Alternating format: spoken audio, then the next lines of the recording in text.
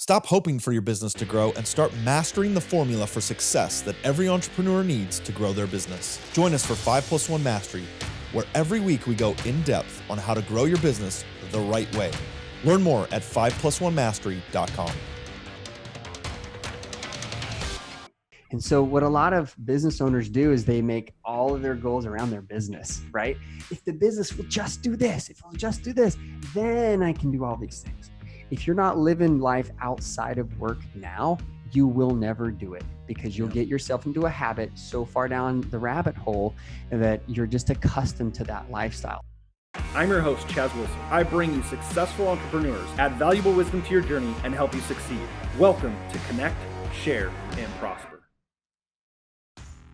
Hey everybody, welcome to another episode of Connect, Share, Prosper. I'm super excited for this episode today. I am joined by Dr. Travis G. Parry. He's the founder of Make Time Institute. He's earned several degrees in family and social science to better understand goal achievement and family relationships. He helps business owners and financial professionals achieve work-life balance, which is what we're going to dive into, which is so interesting today and why I love this topic, and which I'm going to jump into in just a second. But why I love this is because as I've asked our audience what is one of the biggest challenges they have, it's with the timing discipline that we talk about. But more importantly, he is a husband and he's a father of 6 amazing and incredible children. And so please help me welcome Dr. Travis G. Parry to the podcast today. Welcome, Travis. Thanks, Chaz. I appreciate you having me on. Man, I'm so excited to have you on. You and I have recently met and started some conversations, and there's some alignment that we have on this topic and this issue, priorities and balance and how to do that. So for you, tell me about your story quickly so people, I know a little bit of this and I want our audience to understand kind of what you were doing and where you made this transition and what sort of epiphany you had that said, oh, this is where I need to go and bring this to the entrepreneurial workforce. Well, thanks, Chaz. Thanks for let me dive into that. I mean, the brief story is I was an entrepreneur, I was a financial advisor and built my own business. And my father, who I loved, had a great relationship with, actually at age 49, 1 month away from his 50th birthday, died very suddenly. In fact, he was on a mountain bike ride and he died of a heart attack, massive heart attack. A friend of his, EMT, was right next to him, tried help. It didn't matter. It was too late. He was gone. I was 3 states away. I tried to get to him as fast as I could, to the family, to be there with everything that was going on. It just completely floored me. And that experience, having to walk up in front of the stage to give part of the eulogy, the last talk at his funeral, completely changed my life. And I started thinking about writing this book, Achieving Balance, because of that experience. Because I realized, hey, I'm chasing helping people with money. I'm trying to figure this out on my own. I'm trying to market and trying to do all these things. Am I working too hard? Because I don't know when my time runs out. Yeah. You know, we think we're going to be 75, 80, 90 years old, and maybe so. Yeah. Or maybe like my dad, we make it halfway through what we think is a long life and we're done. So I took a really long look at life at age 26 because I bought the casket, helped bury dad. I paid off my mom and dad's mortgage on their house, their cars, got her financially situated, helped her eventually even get remarried. Like all these things that I didn't know as a 26-year-old kid that I would be called on to do as basically, the oldest son, to help mom out in that situation. So it really was such a life-changing event that I left financial planning. I went back to school, and my wife and I started to homeschool our kids. We went on this, what a lot of people would say would be an extreme diet that we've been on for 15 years, completely plant-based. Like we've made huge changes in our lives so that we could have better work-life balance and better balance overall. Wow. So first of all, sorry to hear about your father. I mean, I'm sure that was as you say, this life-changing experience for you that just shifted so many things. I'm curious. I mean, looking back now, you see all the things you changed, but in that moment at 26, what were the first things you thought needed to change, right? Because I'm sure it wasn't all clear to you what you were going to do. At 26, what was the thing that was the most clear you needed to change? I really appreciate that question. The number one thing that I knew I needed to change about my life was the thing that actually became my number one value, that I knew all along was my number one value, but is really my spirituality. I knew that I was not the person that I needed to be when I started to evaluate my own life and look at my father, who was just a pillar of the value of being spiritual. And I wrote his obituary. I've never written anyone's obituary. And so having that task, nobody else wanted to do it. And so I was like, all right, I'll do it. And I interviewed people, and I talked to his brothers and my mom, his wife of, 25 plus years. And as we kind of put all of his things together, it dawned on me that, are we just going after achievements in life? Are we really just going for, I achieved this, I achieved that? Or does it really matter the type of person we become? And it hit me then. I can remember sitting in my dad's office, in his home office, writing up his obituary, thinking it was really about who dad became and his influence on other people. And that's why I connect with Master Networks. I've been to some of your guys' networking meetings before all this craziness of COVID happened. And I love the fact that it's all about connecting and influencing. And it just hits with my values. So I think, to answer your original question, man, I wasn't the kind of spiritual person I needed to be then.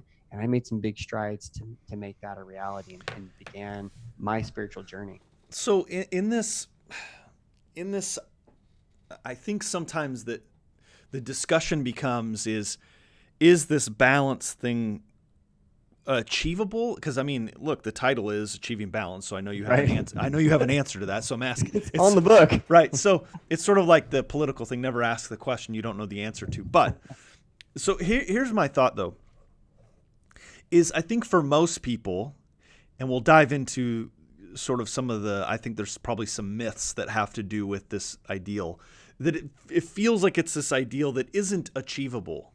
And so now that you can look back again and have this perspective, what do you tell people who are like, yeah, Travis, I'll give a standing ovation to you. That's awesome. You did that. But what do you tell people who just feel like there is no way that can happen for them in their life? And then I want to kind of dive into what some of these myths that people tell themselves about achieving balance. Yeah, such a good question. So number one, what is balance? I've interviewed dozens of people, and that's actually how Chaz, you and I met, is interviewing for the book for Achieving Balance. And as we got talking, everybody has a different definition of what balance is. So people often ask me, Travis, well, what is balance? And I say, it doesn't matter what I think balance is. Right. What is balance for you? How does that fit with your values? And I think the number one thing where people get misled is they hang on to this idea that balance, and this is the number one myth, that balance is doing everything. And it's doing phenomenal in every area of life.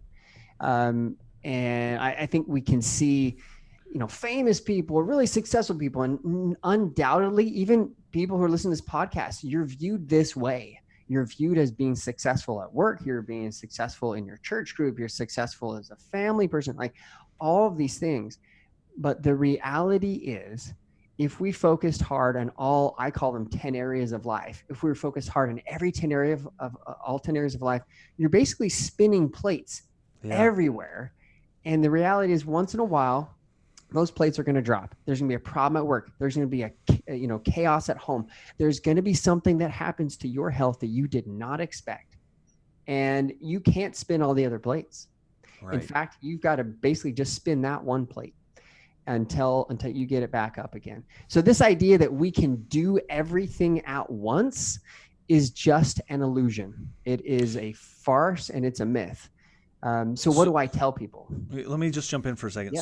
So if I hear you right, what you're saying is what most people would listen to this and say, when they hear achieving balance, they think, to your point, it's spinning multiple plates. And what you're saying is that's not balance. That's right. Because that's not balance at all. Right. Because now you're just a master trying to master all these things, and you're probably mastering none. Exactly. And so when you say balance is the description of the person, give me an idea then of what balance looks like. So balance in what I call the make time method, and bring this back to the book cover, is really, it's work and it's life. It's pretty much everything else. Like we spend all of our time at work. Like we spend 60 to 80 hours a week as an entrepreneur. 72 hours a week is what an average entrepreneur, self-employed person spends in the United States at work, at home, working, whatever it is.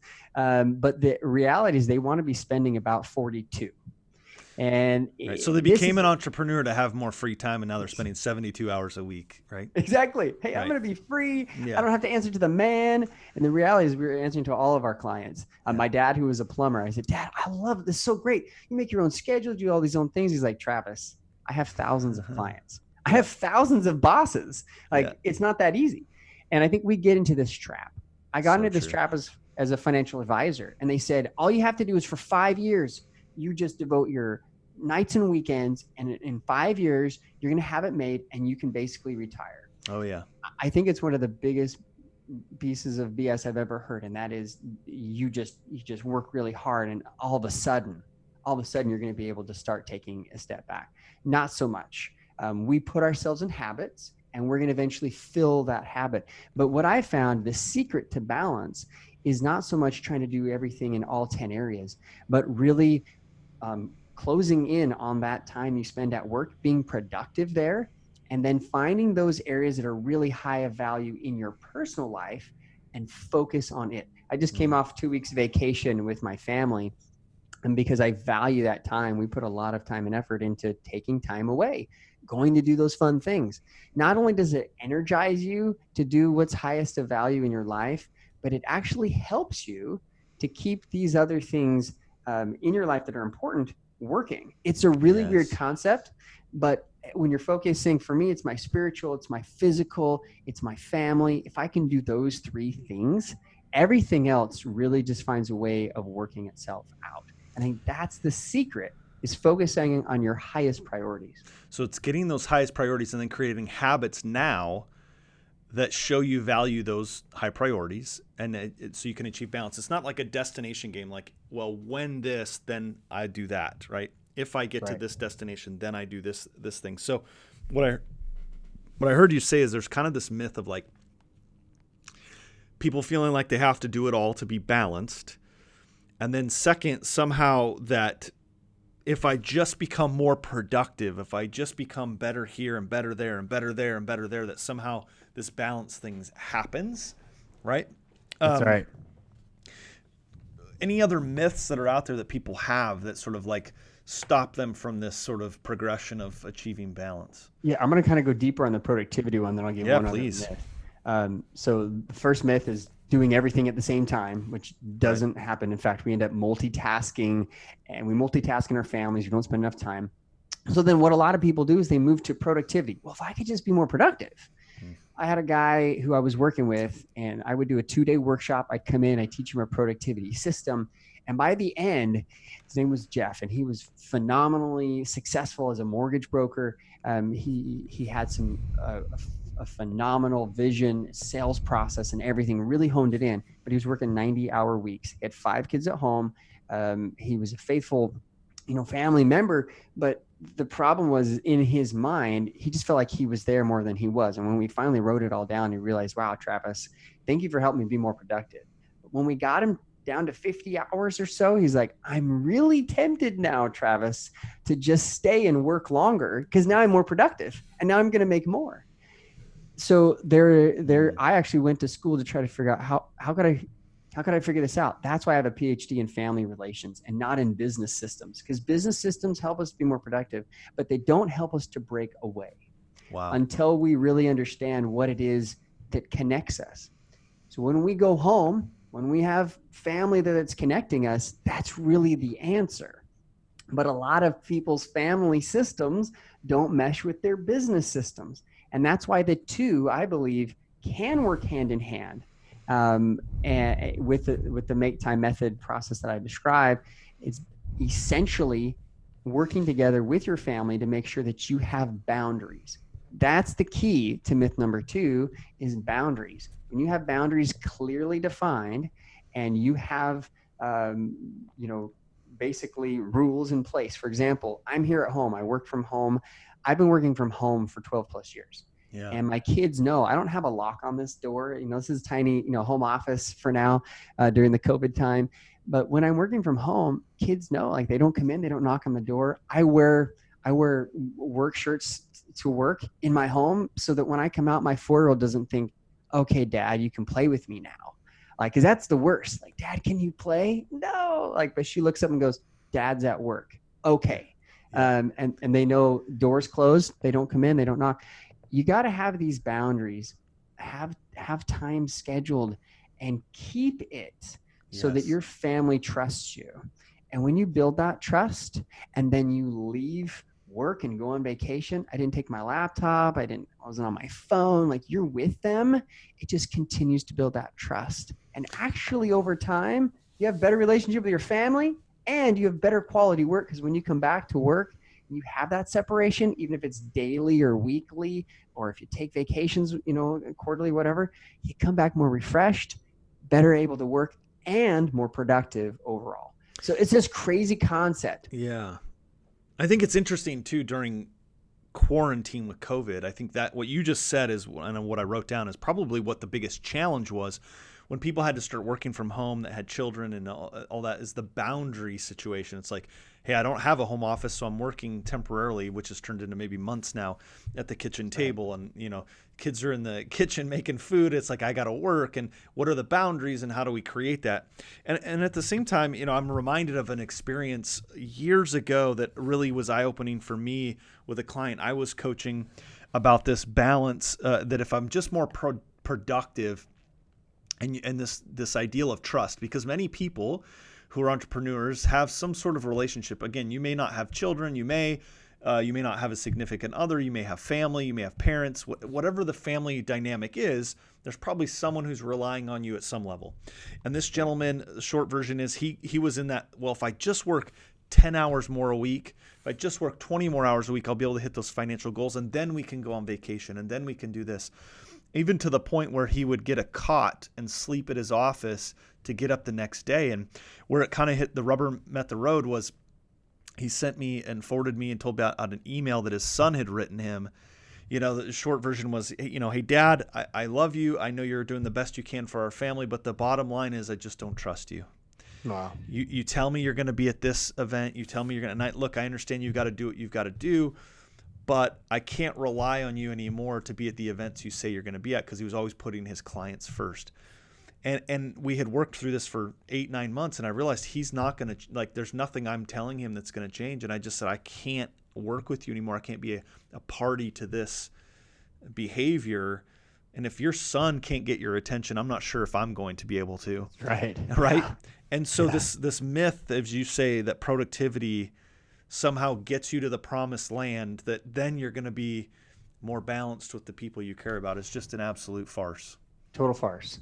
Because productivity is good. It's a business system. And there are, David Allen, there's myth, there's tons of great things. And the reality is most people want that magic pill, and they'll even buy it. I did it after my dad died. I was like, all right, I'm going to figure this out. And I got trained, and I loved it so much that I started teaching it. And this is where I met Jeff and others who I started to realize, wait a minute, I'm just helping them be more productive. And like you have clients who my value isn't just to help you be more productive. It's to help you to have better balance in life and achieve these goals outside. And so what a lot of business owners do is they make all of their goals around their business, right? If the business will just do this, if it'll just do this, then I can do all these things. If you're not living life outside of work now, you will never do it, because you'll get yourself into a habit so far down the rabbit hole that you're just accustomed to that lifestyle. So I said, when I realized this at work, at the financial services company I was working for, I said, I'm sorry, no more nights, no more weekends. Life's too short. Yep. Life is too precious. I have to make time now. And eventually, because of that culture, that toxic culture at the place I was working, pushed me out. It was a natural thing. And I eventually hung my own shingle in 2007, right before the whole economic crisis and crashed out on me. It was a perfect time to start your own business. Yeah. Especially in financial services. It was a horrible idea, but I, didn't see it coming. But the reality was that pushed me out of that environment. And I think people that are working for somebody else that have that, lack of work-life balance environment, they're going to push against it and they're going to see it. If you are a business owner and you're requiring that of your people, you ought to think twice about it. But also as a business owner, you ought to really look at your life and evaluate your time. Am I spending the time where I say I value? Because if not, that actually would create more stress, that cognitive dissonance. And that stress builds up. And quite honestly, that's the reason why I started to study work-life balance with my father.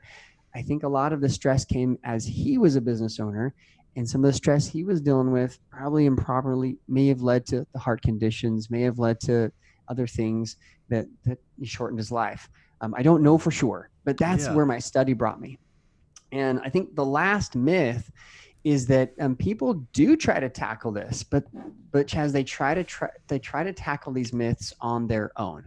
Personal development is a field that's $3-4 billion industry. We got Tony Robbins. You've got some of the biggest, Zig Ziglar types, Brian Tracy's out there.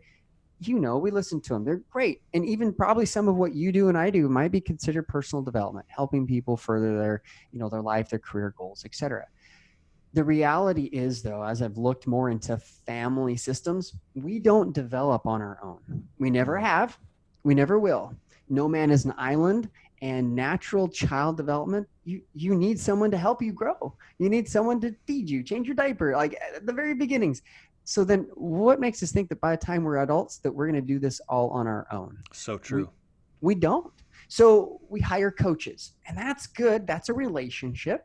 There's accountability, and that's huge. That's really what's needed. That is the answer to myth number 3 is really accountability.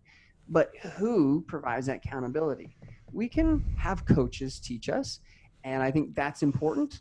I coach, you coach. A lot of people probably on here are listening like, well, I'm a coach too. Fantastic. But for work-life balance, the coach that works the best is actually a family member, and preferably, if we can, a spouse. Why a spouse? I've done all the research on it. I have a dissertation on the shelf. When spouses are aligned, they're moving in the same direction after the same goals. They're happier, they're healthier, and they're wealthier. It just comes down to that. So what in my Make Time method, what I teach couples and entrepreneurs is we help them to be more productive in their time, have the right values prioritized, and then we involve the spouse to help them to not be a workaholic and keep them from going back to those old habits, procedures. Not having accountability will get people out of the boundaries they set. And it happens quickly. It happens really quickly. So the key there is spousal accountability, or at least a family member accountability if you're not married. But if you are, your spouse is that number one cheerleader, that person that means the most to you. It's going to help you to stay accountable. And it's not cracking the whip. It's not ball and chain. That's not what I'm talking about. It doesn't work. Right. It's teammate. So real quick before I forget, if you guys want a copy of this book, which I would highly recommend, travisperry.com/book, you can get a copy of Achieving Balance. We're listening to Travis Parry on Connect, Share, Prosper. So let me ask this question then. Because there are a lot of people, in fact, many that came to my mind that are listening to this that I know are regular listeners of our podcast. How about those then with the special dynamic where they work with their spouse as well? Yes. So good. And actually, I love this. This is my favorite kind. I call you guys couplepreneurs. And actually, all married entrepreneurs are couplepreneurs because if and you know this, Chaz, if your wife, if she's not on board with what you're doing and you value her because you love her, then eventually you're going to move away from those principles, those ideas, those actions, and it happens subconsciously. It doesn't even happen consciously. If you're not on the same team, you don't agree with the same vision, it's just not going to be as successful. Period. End of story. So if you're in business together, I actually think that's even better because the two of you can create that accountability. But it's important that when you're outside of work, regardless of what roles you have inside of work, I've seen it work well and I've seen it work not so well. You've got to have a good relationship at work, but outside of work, you've got to go back to being husband and wife. You've got to go back to being equals. Not saying you're not doing that at work. Whatever you're doing, it doesn't really matter the role: CFO, CEO, assistant, secretary, president. Doesn't matter. But when you're outside of work, you're equal partnerships. You share in the responsibility. You share in the profits. You share in the ownership.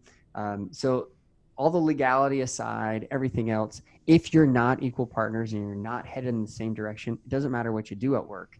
It will just create what we call just splinters in the relationship to the point that it actually creates bigger issues down the road for your relationship. Yeah. So is the business more important than your relationship? Absolutely not.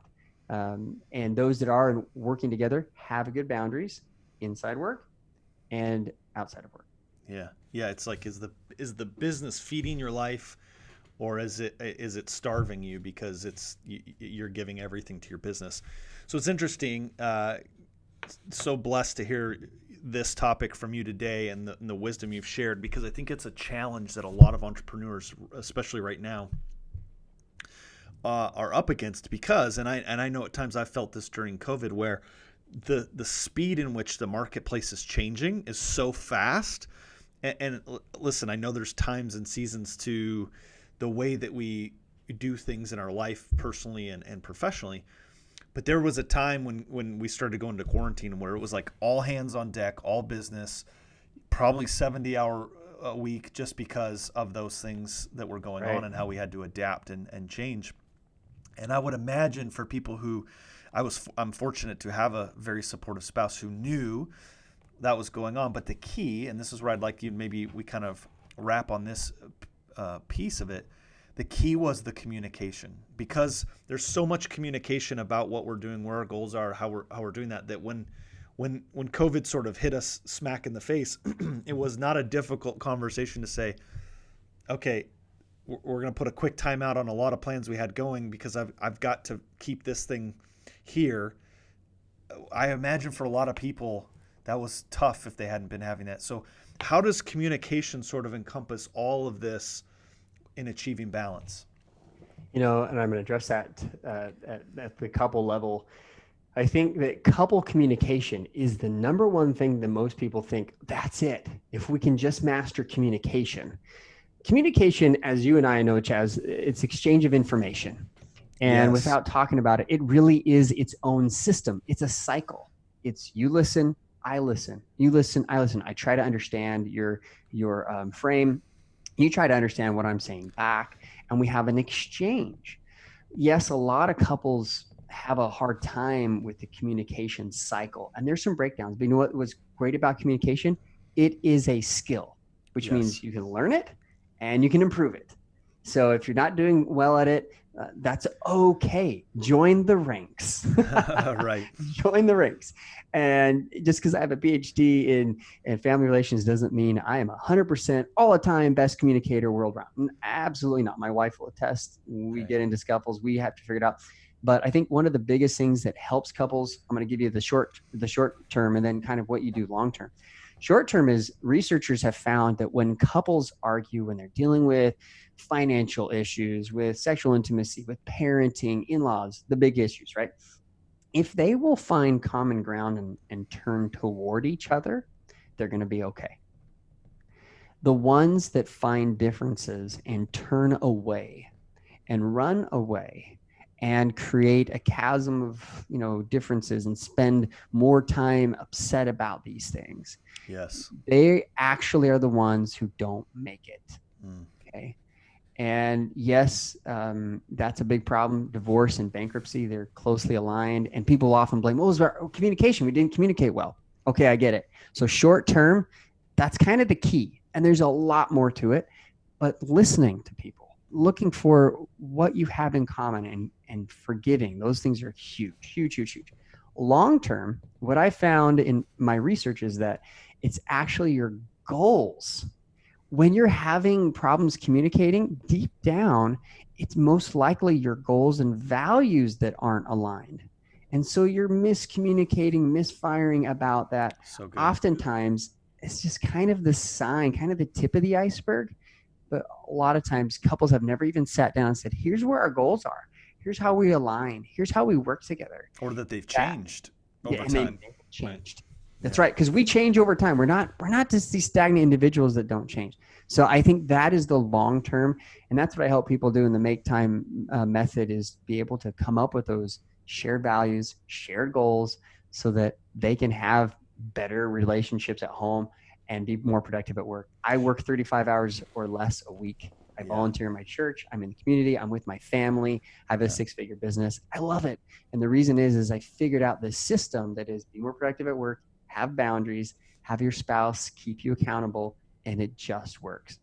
Yeah, it's great. And I would imagine too that some people fear having that discussion because deep down inside they know either their goals or their spouse's goals have changed.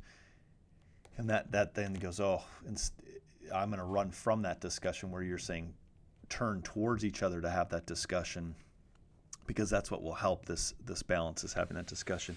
Man, there's so much. I feel like we could spend hours diving on this topic because it's so valuable and so helpful. So if people want to get a hold of you, connect with you, because I'm sure there's a lot of people that listen today, just like I did when we first connected and said, this is somebody that I want to learn from and have in my life. If they want to do that, how do they find you? How do they connect with you?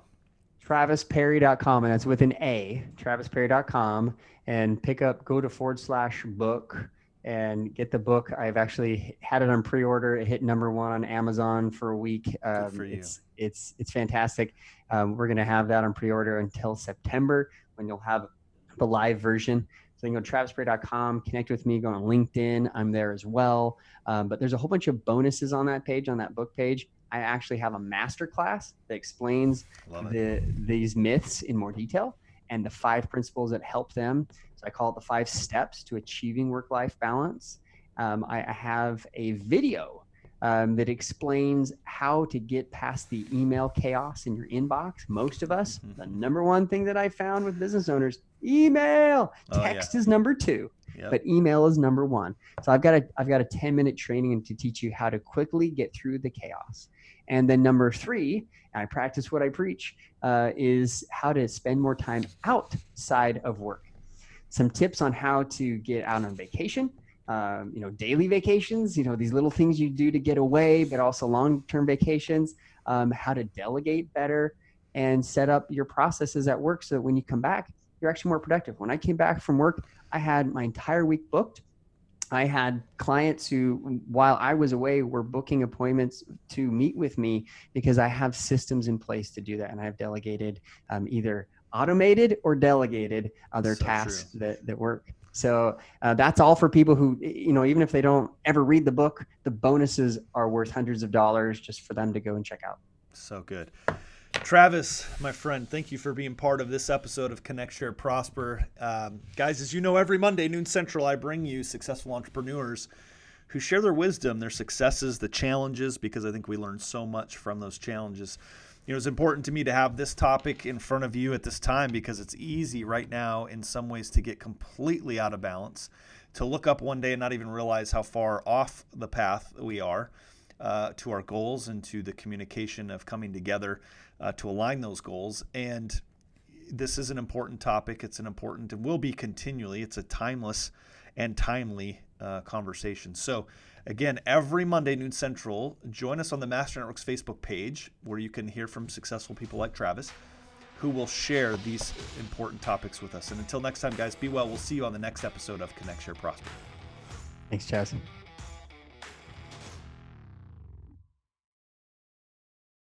Stop hoping for your business to grow and start mastering the formula for success that every entrepreneur needs to grow their business. Join us for 5+1 Mastery, where every week we go in depth on how to grow your business the right way. Learn more at 5+1mastery.com.